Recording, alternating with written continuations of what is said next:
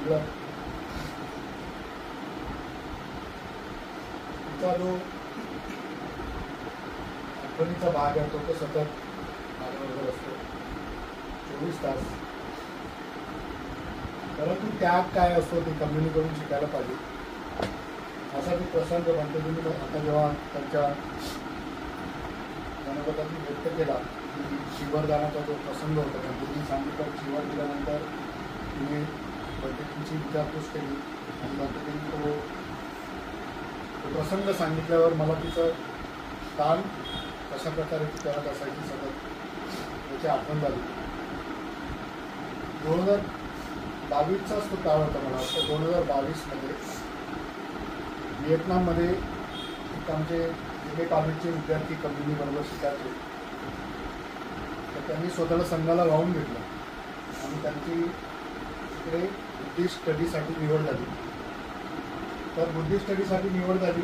पद्धतीने आता सांगितली की ब्रह्मदेशामध्ये त्यांचं बालपण गेलं, त्यांचं सगळं शिक्षण झालं तर त्यांचं पण तिकडे व्हिएतनाममध्ये त्यांचं शिक्षण होणार होतं. तिथे त्यांची निवड झाली आणि तो कोविडचा काळ होता आपल्याला माहिती आहे. कमी जागेवर आपल्याला जाता येत होतं आणि त्यावर्षी कम्युनिटीची इच्छा होती की जयंती करावी. डॉक्टर बाबासाहेब आंबेडकरांची जयंती आपली सुरू होती.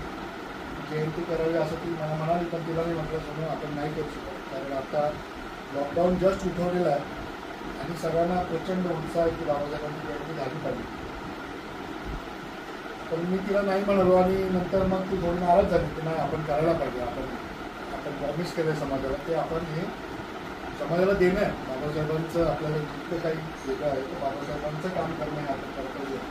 तिला मी म्हणालो की तुझी तब्येत बरी नाही, तुला चालता येत नाही, तुला जेवण तुला जात नाही तर मी कसं काय म्हणजे मी माझा स्वार्थ बघितला की माझ्या बायकोला त्रास व्हायला. मी ऐकलं नाही. मी तिला जबरदस्ती केली. तुला म्हटलं परवानगी मिळणार नाही, परवानगी मिळणार नाही त्याच्यामुळे ती शांत झाली.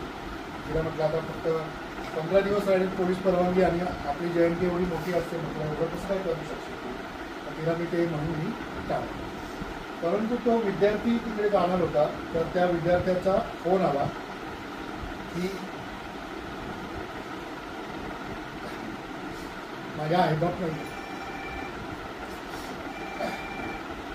माझे आईबाप नाही आणि संघाला दान द्यावं लागतं. जेव्हा कुणाला मुलगा दान किंवा मुलगी दान जर संघाला द्यायचं असेल तर आईवडिलांनी परवानगी घ्यावी लागते आणि ते दान होतं. बरोबर म्हणजे ते दान होतं. तर मग त्याचा फोन आल्यानंतर ती मला म्हणाली की मला हे दान करायचं आहे मला जावं लागेल. तर ठीक आहे जावं लागेल तर आणि तो कार्यक्रम बरोबर 14 तारखेला झाला. 14 तारखेला सकाळी आमचं घेतलं बाबासाहेबांना दुपारी आम्ही त्या मुलाला हिवाळ्यामध्ये जिल्हा दान देण्यासाठी त्याला तिकडे गेलो. त्याचा पण एक सुंदरसा कार्यक्रम आम्ही बघितला. म्हणजे बांगलादेश किंवा बंगालमध्ये संघाला कसं दान दिलं जातं तो पूर्ण विधी आम्ही डोळ्यासमोर पाहिला आणि कम्युनिटीच्या हस्ते त्या मुलाचा दान विधी तो पार पडला. आणि तो श्रामनेर त्या दिवशी त्याने श्रामनेरची दिवशी त्याला चिवरकर कम्युनिटीच्या हस्ते दिलं ती सगळी लोक होती.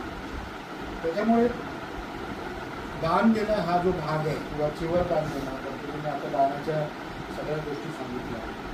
दान देण्याची जी पारमिता आहे तिच्याकडे खूप मोठ्या प्रमाणात होती आणि कदाचितच हेच एक कार्य तिचं असेल की त्याच्यामुळे आज 2 वर्षानंतर देखील आज मी हा कार्यक्रम घेणार नव्हतो.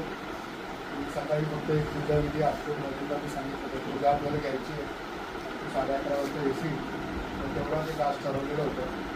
परंतु शेवटी त्याच्यामुळे हा कार्यक्रम आमच्या सासूबाई म्हणाला की संघ आला पाहिजे. आम्ही 4 वाजता नवीनला फोन केलं की संघ पाहिजे कार्यक्रम संघाशिवाय होणार नाही. सासूबाई नवीनला सांगितल्यानंतर नवीन तातडीने 5 मिनिटांमध्ये संघाला फोन केलं. आपण गणपती त्यांचं आमचं आमंत्रण स्वीकारलं. या कार्यक्रमाला उपस्थित राहिले.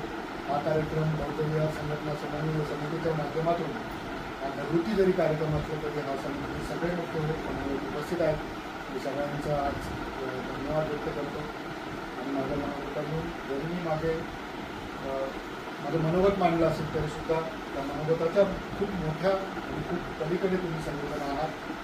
मी सतत सांगत असतो माझ्या परिवारामध्ये की माझा फक्त हा इतकाच परिवार नाही त्या उल्हासनगर शहरामध्ये समन्वय समितीच्या माध्यमातून त्यानंतर गोदावरी फाउंडेशन कल्याण वाघिणीच्या माध्यमातून खूप मोठा परिवार हा आमच्या पाठीशी आहे. त्या आदरणीय मंत्री गौतम महाधुरांना इथूनच मी वंदन करतो. गोदावरी फाउंडेशनने ज्या प्रकारे कम्युनिटीवर पण आणि माझ्यावर सुद्धा प्रेम केलं आणि तुम्हा सगळ्यांकडून मला माझ्या मुलांवर मला पहिला जे प्रेम मिळतो त्यासाठी मी आपल्या सगळ्यांचा ऋणी राहील. आणि आजच्या दिवशी प्रॉमिस करतो कम्युनिटीचे जे स्वप्न आपल्या सगळ्यांचे जे स्वप्न यांना स्मारक झालं पाहिजे. ही खूप मोठ्या प्रमाणामध्ये विकसित झाली पाहिजे. त्यासाठीच आपण स्वतःला लावून घेतलेलं आहे. मी पुन्हा पुन्हा आपल्याला सगळ्यांना धन्यवाद देतो. आपण जे कार्य करता ते एक वेगळं कार्य आहे आणि हे कार्य अजून मोठं होऊ मी त्याची प्रार्थना करतो. आपल्याला विजय भारत आहे. ठाणे जिल्ह्यातील आंतरराष्ट्रीय बौद्धस्थळ गोदावरी फाउंडेशनमध्ये माता रमाईचं स्मारक होणं म्हणजे खूप मोठी बाब आहे. पूर्ण ठाणे जिल्ह्यामध्ये पूर्ण महाराष्ट्रामध्ये रोख वर्गणीतून रमाईचं स्मारक नाही. तर हे स्मारक निर्माण कार्य करण्याचं जबाबदारी समितीने घेतलेली आहे. गोदावरीमध्ये स्मारक निर्माण होणार आहे आणि ज्यावेळेस 26 तारखेला कार्यक्रम झाला आणि त्या कार्यक्रमामध्ये बस्ते परिवाराच्या वतीने सर्वंशी परिवाराच्या वतीने दान जाहीर करण्यात आलं होतं की हे दान स्मारक निर्माण कार्यासाठी आम्ही देणार आहोत. तर खरंच हे खूप मूल्यवान म्हणजे ते संस्कार आहे ते परिवाराला कसे जोडले जातात आणि दानपारमितेचा प्रत्येकाला कसा हातभार लागला तो त्या ताईंनी ते गेल्यानंतर सुद्धा या परिवाराकडून त्या महान कार्याला दान त्या ठिकाणी होत आहे आणि त्यांचं नाव त्या स्मारकावर अजन्म म्हणजे अनेक पिढ्यांपर्यंत ते नाव त्या स्मारकावर तसंच राहील, दिसत राहील, लोकांना प्रेरणा देत राहील. ही लोक आहेत की असे कार्य करणारे दानशूर आहेत. तर मी त्या परिवाराला विनंती करेन आणि आठवले सरांना विनंती करेन त्यांनी पुढे यावं. आठवले सरांना विनंती करेन त्यांनी पुढे यावं.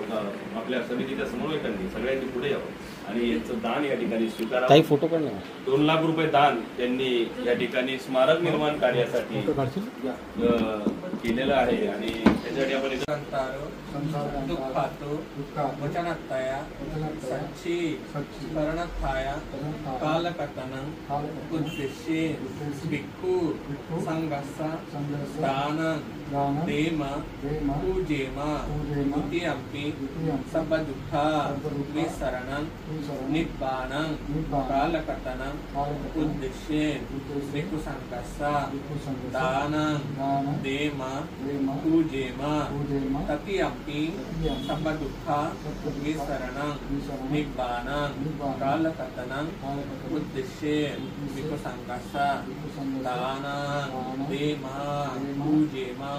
पूजेम दानं ददन्तु सदाय शीलं भावेन विरता हन्तु गच्छन्तु देवता गता सब्बे बुद्धा वलपच्चेकनं अरहन्तनं सतेजेन रकां वन्दामि सम्मसूर्ति. साधु साधु साधु.